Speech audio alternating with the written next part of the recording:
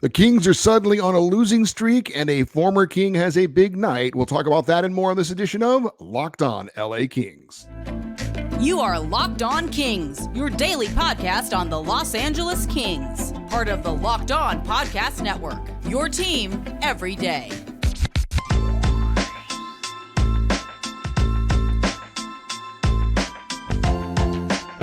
Hey, Kings fans, welcome to Locked On LA Kings, part of the Locked On Podcast Network, your team every day. Thanks for making Locked On LA Kings your first listen every day. We are free and available wherever you get your podcasts. We'd love for you to leave us a positive comment on Apple Podcasts if you're a fan of the show. And we are on YouTube. Please like and subscribe if you're enjoying this content. I'm Eddie Garcia, your host of Locked On LA Kings. I've worked in sports media for the past 30 years, 20 plus years at the Fox Sports Radio Network. I'm also co-host of the Puck Podcast, a weekly NHL review show that's been putting out content for the past 17 years, and a passionate LA Kings fan for over 30 years. Today's episode is brought to you by FanDuel. Make every moment more. Right now, new customers get $150 in bonus bets with any winning $5 moneyline bet. That's $150 back if your team wins. Visit FanDuel.com/lockedon to get started. Well, our team didn't win last night. The LA Kings falling to the Winnipeg Jets on home ice by a score of 5-2. And the Kings suddenly find themselves on a 3-game losing streak. Lots to discuss about this one, but let's give you a quick recap in case you missed the game and a couple of quick notes on the game. We talked about it on Wednesday's show, but defenseman Vladislav Gavrikov out for this game and now listed as week to week. So he's going to miss multiple games. It was initially day-to-day because of that knee-on-knee collision that he had that resulted in an injury against the Islanders. Jacob Moverar was plugged into the lineup to replace him, playing on that second pairing with Matt Roy. However, Arthur Kaliev did not play in the game on Wednesday against the Jets. He's dealing with some flu-like symptoms. He did skate that morning. It led us to believe he'd probably play in the game, but not the case, and he was replaced in the lineup on the fourth line by Jarrett Anderson-Dolan. As for the game against the Jets, good start for the Kings. They jump out to a 2-0 lead in the first period. Anze Kopitar puts in a loose puck on a power play, his 11th of the season. That got the Kings the early lead. And then Alex Laferriere put a shot on net from an impossible angle that went in. We'll talk more about that in a bit, but his third of the year and third of his career. And the Kings looked pretty good, up to nothing. However, things would change in a big way in the second period. It was a period dominated by Winnipeg. Jets scored 3 goals in that period, 2 from Nikolai Ehlers, who was flying around the ice. Very impressed with his speed and skill. And suddenly LA was down 3-2 going into the third period. More Jets in the third. Former King Gabe Vilardi scoring early in the third period. And then Mark Scheifele scores in the final seconds, his second of the game. And again, the Jets skate off with a 5-2 victory. As far as the game stats go in this one, we told you 5-2 the final score. Shots on goal favored LA as it has most of the season against their opponents, 34-29. The Kings had more shots on goal. As far as power plays go, LA was 1 for 4 with that Kopitar power play goal. The Jets were 0 for 2, so the PK still getting the job done. Faceoffs won favored LA in a big way, 34-20. Block shots favored Winnipeg in a big way, 22-8 in block shots. And as far as the hits go, that also favored Winnipeg, 22-18. So the Kings fall to 16-6-4 on the season. They're 3 points back of Vancouver in the Pacific Division standings for second place. They're 9 points up on red-hot Edmonton for the third spot in the division. Of course, the top 3 spots all automatically get playoff berths. But as I mentioned, the Kings have now dropped 3 in a row, and they're also 5-5-3 on home ice. Now, granted, the Kings, 3 losses on this little skid, if you want to call it that, have all come against teams that are currently holding playoff spots. So it's not like they've lost to bad teams, but it does show you how quickly things can change when you're feeling really good about the team and the season. And then suddenly you're in a little bit of a 3-game slide, and now it's hard not to be a little bit concerned. The Kings have shown, though, over 26 games this season that they are a very good team. But they aren't good enough to just show up and not put in the work and get the results, especially against good competition. That was certainly a reminder after the Winnipeg game. I think that the one takeaway from last night's game that bothered me a bit was that the Kings flat out just got outworked, especially in that second period. Winnipeg put on their hard hat and their lunch. They grabbed their lunch pail and they went to work, and they really took it to the Kings. Was hoping that LA maybe could do what they did in Columbus, where they were being outplayed, and then have a great third period. And if not, get back in the game, at least have something to feel better about after you get played and dominated in a period.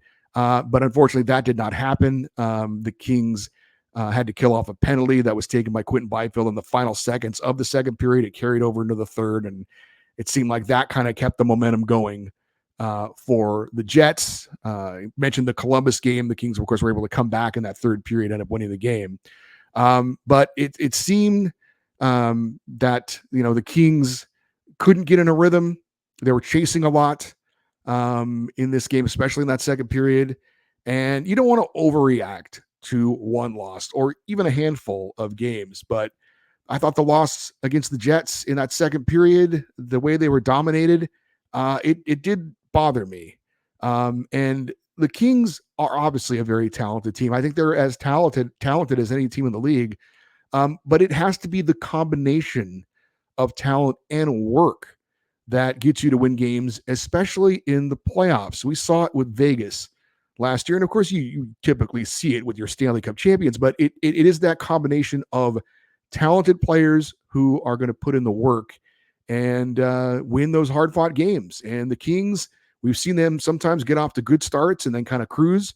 But there's going to be times where they're going to need to really kind of gut check it, and especially against good opponents, and find a way to claw their way back into a game. If they don't win it, at least get back into the game.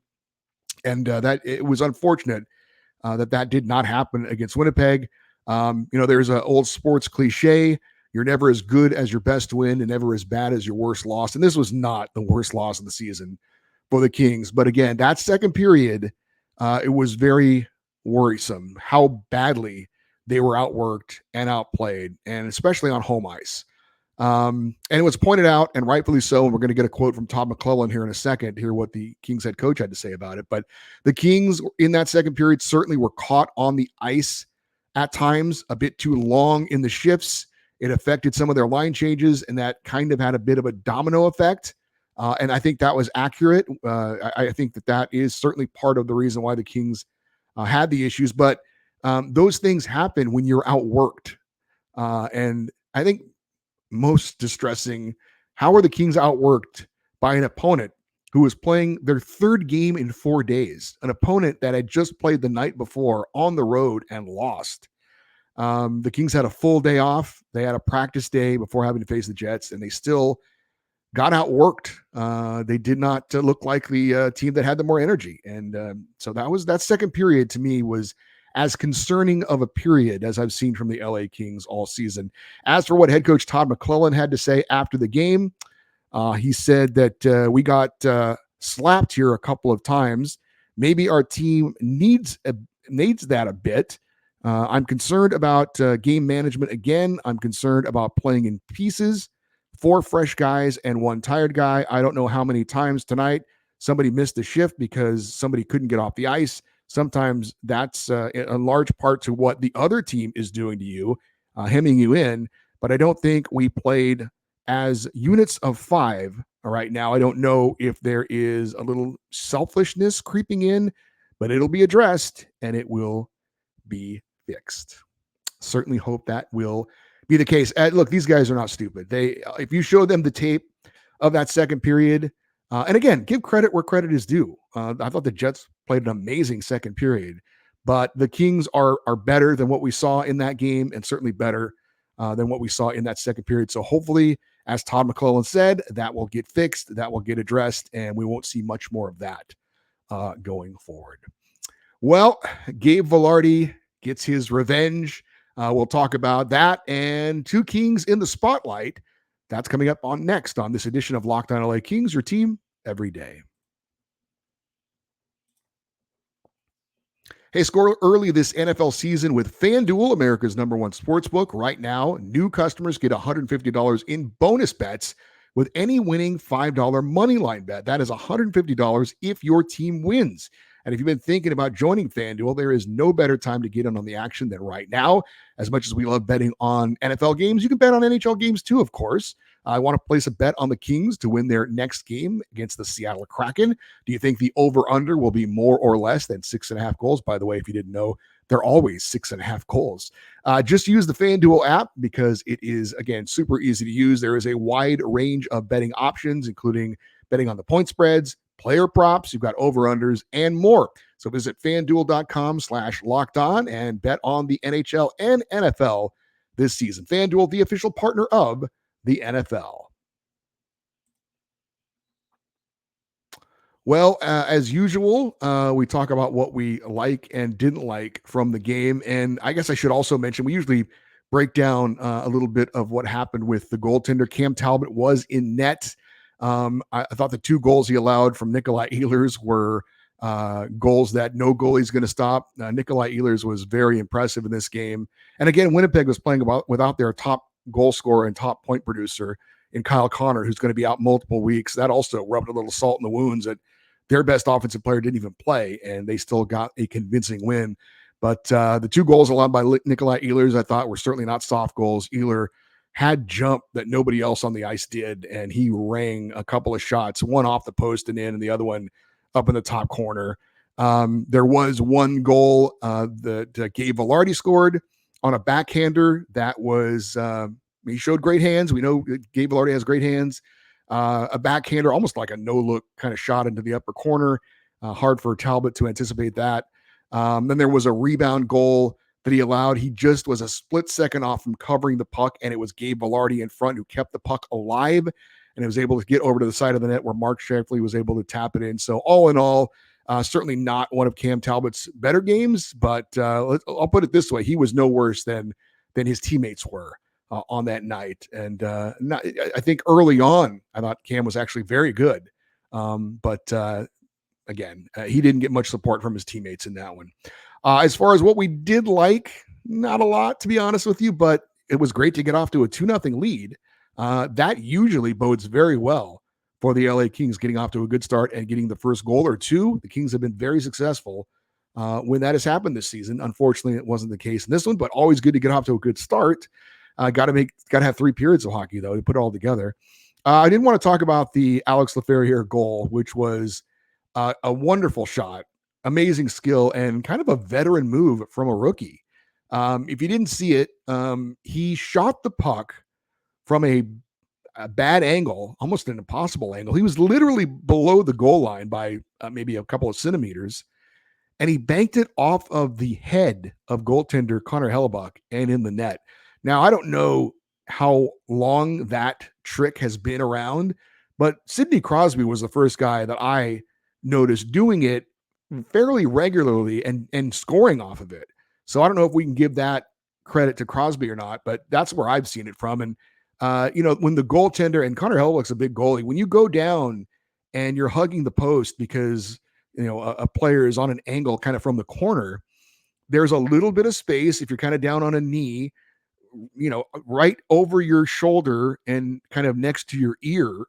But for a player to be able to accurately do that and pull it off is really impressive. So full credit to Alex Laferriere for doing that on purpose. And he definitely did it on purpose, shooting it off the side of the goalie's head and having it go into the net. That is some pretty unbelievable skill and very impressive for a young player to be able to do that. It's one thing for a Adrian Kempe or an Andre Kopitar to pull that off, but for a rookie, in his first few, 20 games of his NHL career to pull that off, I didn't know he had that in him. So that was actually very impressive, and we liked seeing that. I do have to mention Jacob Moverar, who was in for Vladislav Gavrikov. We talked about he would be in the spotlight for this game, and I think the Kings got what they hoped they would get out of him. I thought he was definitely good enough, certainly nothing spectacular. There was only one moment I remember in the first period where there was kind of a split second decision he had to make on whether to step up in the play or back off. And those are the things that are so difficult for a defenseman to learn, especially at the speed of the NHL level. You can maybe get away with a little bit of a hesitation in the AHL, but in the NHL, they'll make you pay. And there was just a slight hesitation by Moverar. as to whether to step up and go for a kind of a loose puck in the neutral zone or not. If the offensive player beats him and gets to the puck and chips it by him, then that's bad news. He was, again, just a little bit late, but he did get a piece of the puck, and that did prevent anything dangerous from happening. But he didn't win the battle, but he just got a little bit of piece of the puck, so it did work out for him. But that was the only time I noticed where he kind of hesitated a little bit. Other than that, I thought he played a pretty good game, solid, no glaring mistakes. He had a lot more shots on goal than I expected. It looked like Jordan Spence out there a little bit, firing shots on net.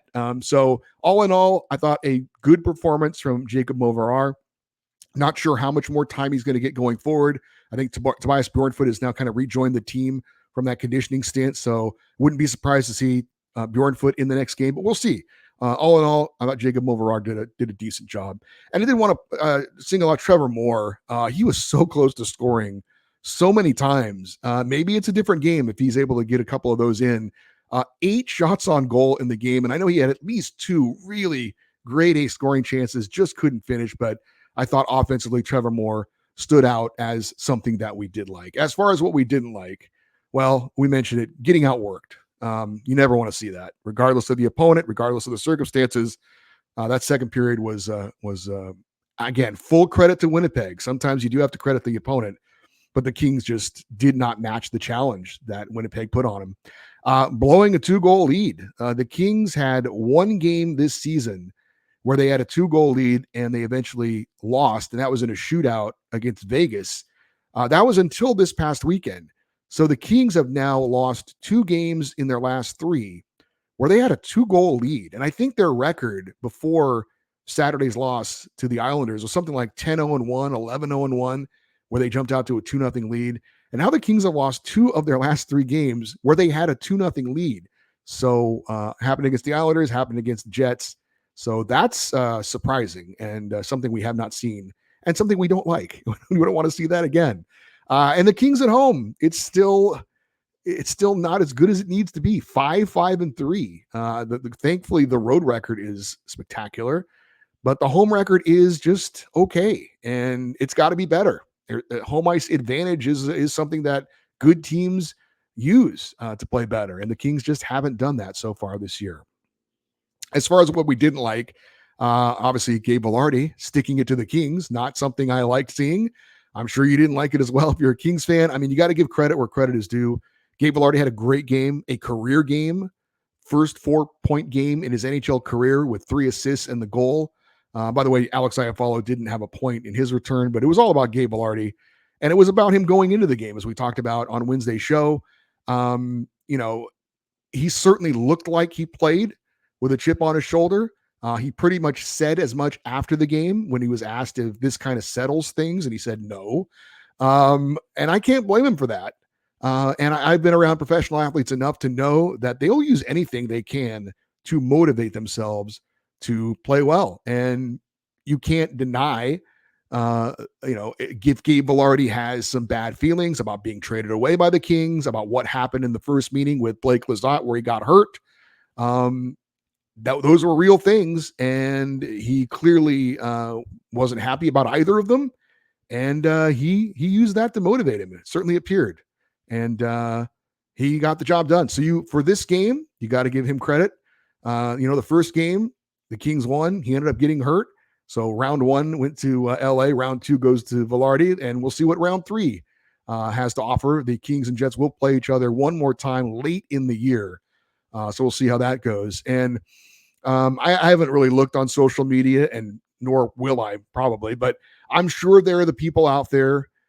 We should have traded Gabe Vilardi. Rob Blake screwed up, that kind of thing. Of course, these are the same people that were saying when Gabe Vilardi got hurt in the first game, oh, thank God we got rid of him. He can't stay healthy. He's fragile, that kind of thing. So like I said, give credit where credit is due. Gabe Vilardi played a great game. And as they say, to the victor goes the spoils. As far as Vilardi and Iafallo coming back, there was what you would expect, the greeting, if you will, welcome back, boys, on the message board. And they acknowledged it, but it wasn't much. Frankly, they kind of gave, I think Iafallo gave a bit of a wave and Gabe kind of nodded his head, but they were in the zone. They were both looking to play a good game and stick it to the Kings, and Vilardi certainly did that. As far as any kind of bad blood that happened during the game, I didn't see anything. I did try and keep notice if there was any times where Gabe Vilardi and Blake Lizotte were on the ice together. And there was not much time they were on the ice together. I think only one time I really noticed it, when the Kings were killing a penalty and the Jets were on the power play and they had the number one power play unit out there. And so Vilardi was out there for that. But other than that, I don't think they ever came together on the ice. I don't know if there was ever anything said. I know a friend of the show, Russell Morgan, said on Twitter that after the second period that Vilardi was jawing with some of the Kings players as they left the ice. So again, I don't think there's any question that Gabe Vilardi used his motivation to have a big game, and we'll give him credit. He had a big game, and he deserves credit for that. But as far as reading anything bigger into it than that, as far as who wins the trade and all that kind of stuff, that ultimately will be decided much later than after just a couple of meetings. I mentioned I was going to keep an eye on Pierre-Luc Dubois going forward. I thought he had a decent game. He was a -1. He did have a primary assist on the Alex Laferriere goal. He was really good in the faceoff circle. He won 3 of his 4 faceoffs. Obviously, didn't have a goal.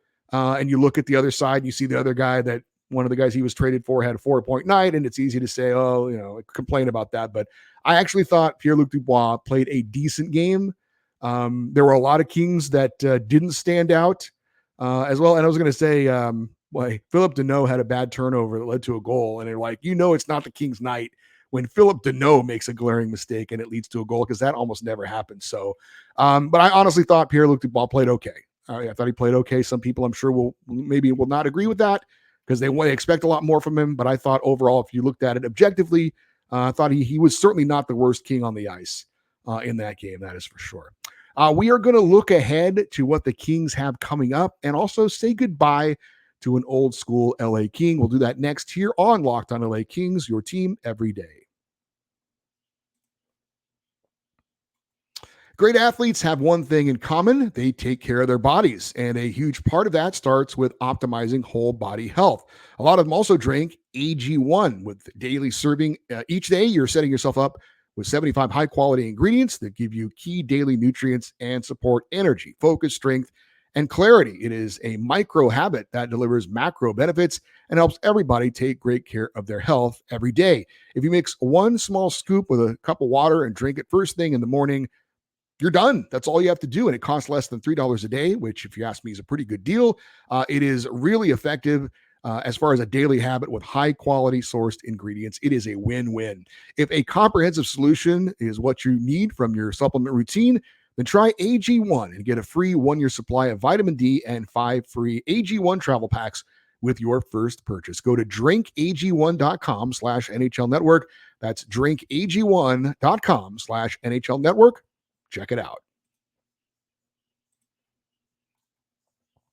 The LA Kings face the Seattle Kraken coming up this Saturday at 7 o'clock Pacific time. You can catch all of the action, all the hometown broadcast of the LA Kings with SiriusXM on the SXM app.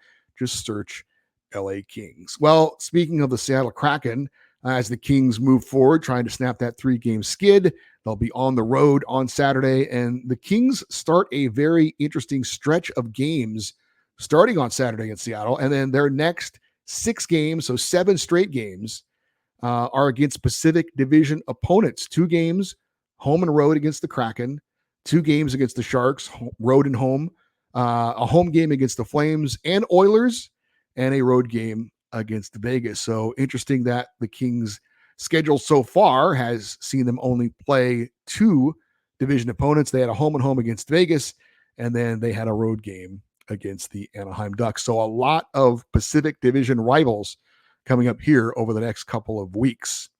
The Kings sent out a press release today, and it reads in part, the LA Kings are saddened to announce the passing of one of the club's former players, Gene Carr, at the age of 72. Gene Carr was a beloved member of the Kings and the hockey community. He was a valuable member of our team in the mid-70s, and many of the Kings teams Carr played on enjoyed outstanding seasons. He was a charismatic player on the ice, featuring his trademark blonde hair, along with being a fast and flashy skater. Off the ice, the native of Canada took to Southern California's lifestyle, where he enjoyed the music scene and was close friends with accomplished bands. The Kings extend their deepest condolences to the entire Carr family at this very difficult time. Gene Carr played for the LA Kings from 1973 to 1978, 212 games in a Kings sweater. He had 104 points, including 66 assists. Parts of 5 seasons with the Kings. He set numerous personal milestones in his time in LA. So we wanted to recognize the passing again of former LA King Gene Carr. Now, Gene was before my time, and I honestly didn't know much about him. But I know that we do have some old school Kings fans that listen and watch this show that have been following the Kings since their first days of existence. And so I certainly wanted to pass that news along. And I wanted to say we have a feedback show coming up on Friday, and I'm a fan of history. I think it's great to know about the players who came before, who, I like knowing about the history of the team. And I continually learn about the Kings, even though I've followed them closely for, over 30 years. But if there's anybody that wants to maybe share a memory or a moment or anything about Gene Carr, that is an old school fan, again, we've got the feedback show. If you want to bust out an email and just let us know a little bit about him, you're certainly more than welcome to do that. And condolences to the family of former LA King Gene Carr, who passed away at the age of 72 on Wednesday.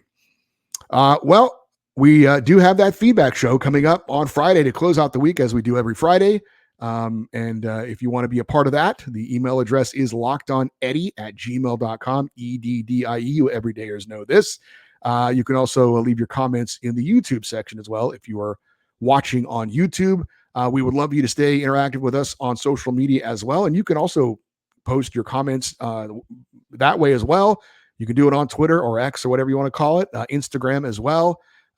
We are at Locked On LA Kings on both Twitter and Instagram. I'm Eddie Garcia. Thanks for listening and watching this episode of Locked On LA Kings, part of the Locked On Podcast Network, your team every day. Have a great rest of your day. We will talk to you on Friday. And as always, go Kings go.